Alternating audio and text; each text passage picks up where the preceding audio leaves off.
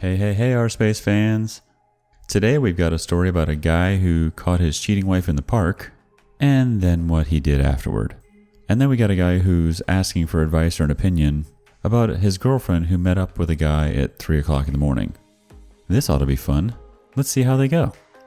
I, 29 male, found out about my girlfriend, 31 female, of 11 years affair, and I'm struggling to cope. My girlfriend and I have been together for 11 years and have one beautiful 7-year-old, and she has another 15-year-old from a previous relationship. We met when I was 18, and I took on the responsibility of helping to bring up my stepdaughter as my own. Our relationship, like most, has gone through its ups and downs. I was young and had never been in a long-term relationship. I made mistakes. She made many more. However, for the last 5 years, I have been an honest, faithful, loving boyfriend. 2 years ago, I decided to be as selfless and loving as I could be to everyone around me. At the beginning of the year, I had some things happen in my life which left me in a really dark place, severely depressed. In the beginning, she was there for me and she was perfect. She made a calendar to remind me every day how she felt for me, bought a couple of heartfelt things which helped me through the hardest times. I haven't been myself for 10 months, and I have admittedly withdrawn, but it was in the darkest moments that I decided I wanted to spend the rest of my life with this girl, and I started to plan my proposal. My girlfriend was furloughed for most of the lockdown, but eventually found a new job where she seemed so much happier. At the start of October, I found that my girlfriend was pulling away. She no longer said she loved me, no longer hugged me or kissed me, and I started to have suspicions. I worked on myself and our relationship. She would hide her phone when I was around or quickly exit WhatsApp.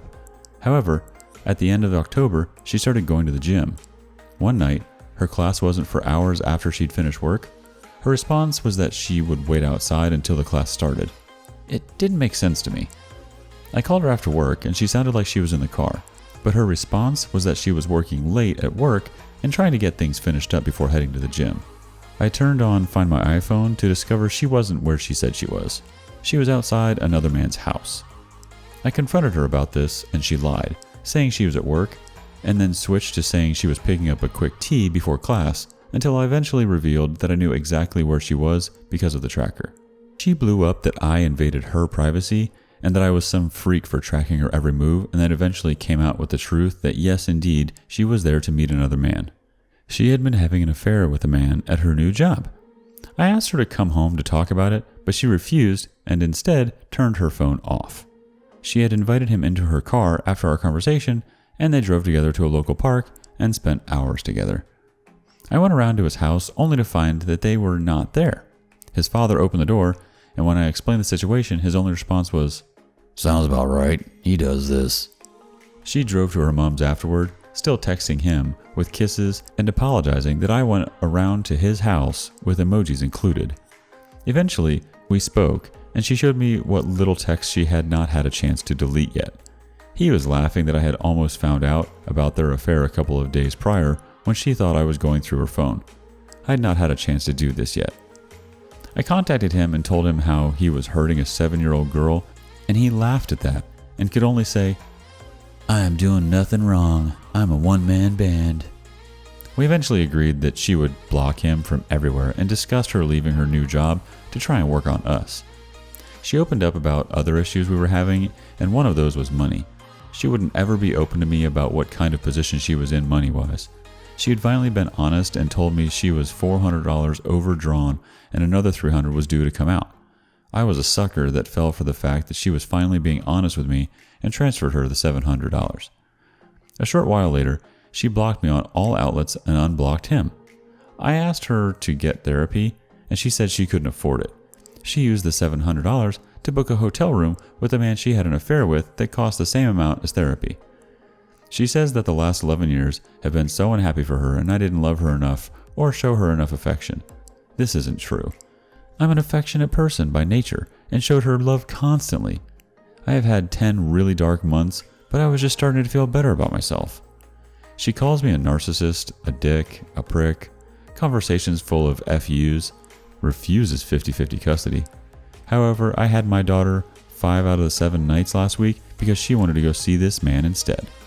I leave every conversation feeling like things were my fault, worthless, and that I should have done more this past year. She refused to sit down with the children to explain what is happening because it needed to be done with her so that she can console her children and not feel like she has abandoned them. However, because I've had my child almost every night, that's impossible. It's not fair on her. She's asking questions specifically about what cheating is. I also felt like, why should I have to feel like I've abandoned her? Why should we do it on her terms? I didn't make these choices, she did.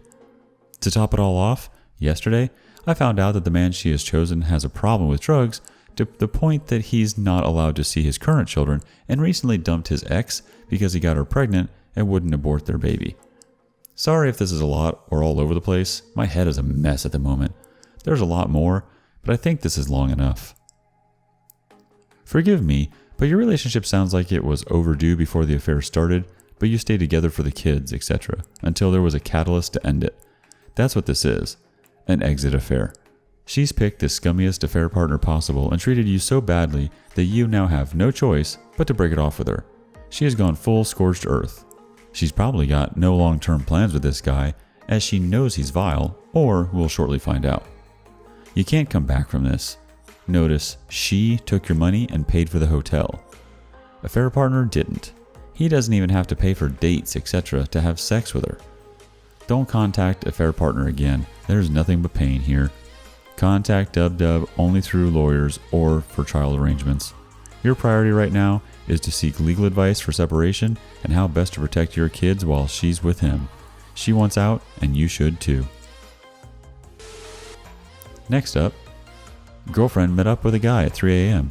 Is she cheating? Fiancé, 34 female, stayed with parents for the last couple of weeks, and I, 40 male, notice she doesn't reply as fast or at all now. I turn on the PC and she's still logged into Facebook, and I see messages between her and several men, but one in particular she is asking to pick her up from a party that was getting bad on Halloween night. I see this and think, dang, what should I do? I message her a couple of times and no reply. After I get no reply, she still messages the guy asking when he will arrive to pick her up. He comes and gets her, and they spend the night together. I know this for a fact due to Facebook location tracking that was luckily turned on. I wanted to give her a chance to redeem herself by admitting the infidelity. So a few days goes by, and she still wants to talk and is allegedly worried that I won't respond now. I start out asking where she was the night in question, and she responds with, I did go help someone out. And when I pressed for the name of who it was, she wouldn't say. I had to ask about 5 times because she didn't want me to get upset. Then later, she asks what I'm going to do if she tells me, and I say, nothing. I just want to see if you can be honest with me. Finally, she tells me the name of a guy that we both know who does home renovations and that he allegedly needed help with working on a house at 3 a.m. on Halloween night. The name she told me isn't the guy she was messaging to come get her. I confront her about this immediately and tell her the real name of the guy, let's call him Bozo Bob, and ask how long they've been talking. She tried to change the subject about 3 times during this question. She did say, not long, and not like that at first, and then 8 days ago later, and he doesn't matter after that. But from the further digging I've done, she was in communication with Bozo Bob for at least 10 months. That I can see anyways. So then I ask where they went. She says he took her home after I keep asking where they went and for how long.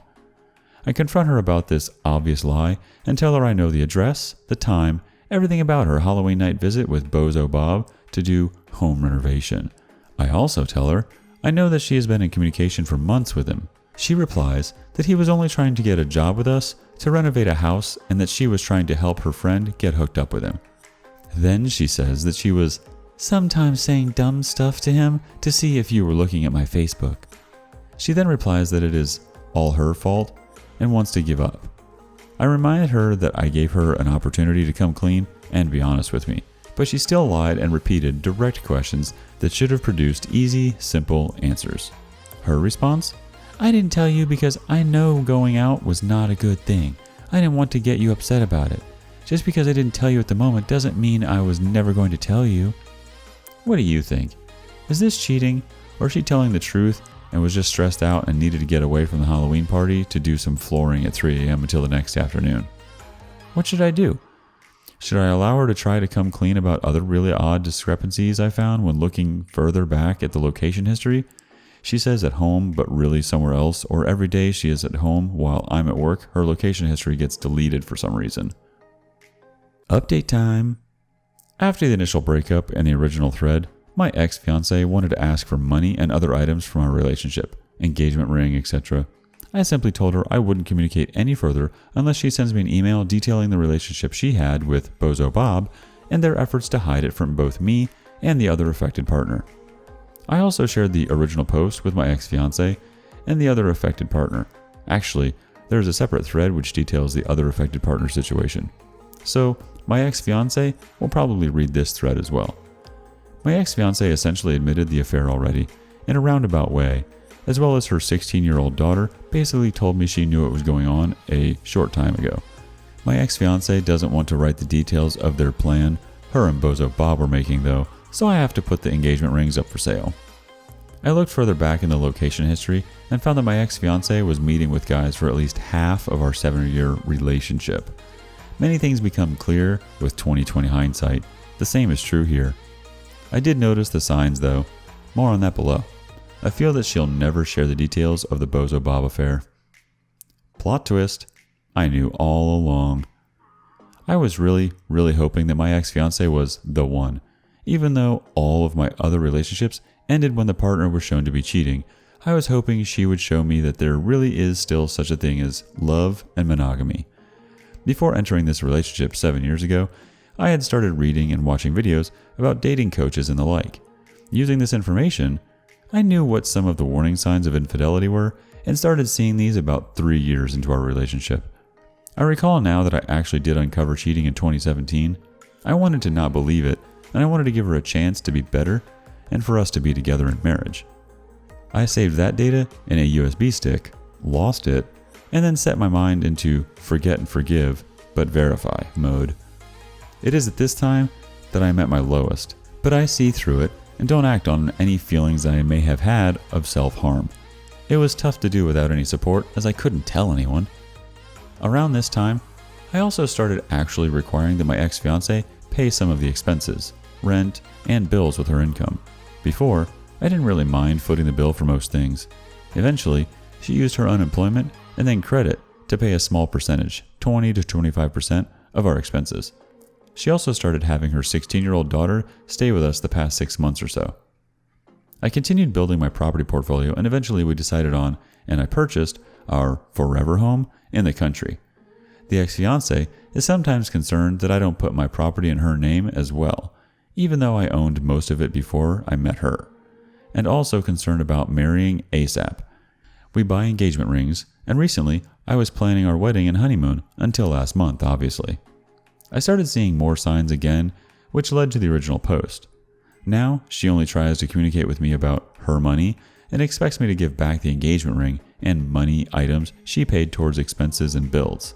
Not one word about her affairs as I requested for any further communication. I think you're asking whether there's any point in trusting anyone ever again, and fair enough, you feel completely betrayed right now. I would too. Short answer, yes, but trust is built and maintained. You can use your experiences in this train wreck situation to help you identify red flags. However, without counterbalancing your new supercharged sense of something is wrong, with a healthy dose of self-love and self-confidence, you risk becoming a paranoid partner. I would definitely take some time to reinvest the energy you're no longer spending on your ex into yourself. Do things you're passionate about that build you up inside. Get in the kind of shape you'd like to be in. Surround yourself with people that respect you and build you up as well. When you're in a solid spot, that sharp eye for BS will serve you well in the early days of dating, and your self-confidence will attract stable, less crappy partners to the kind of relationship you desire. Best of luck, OP.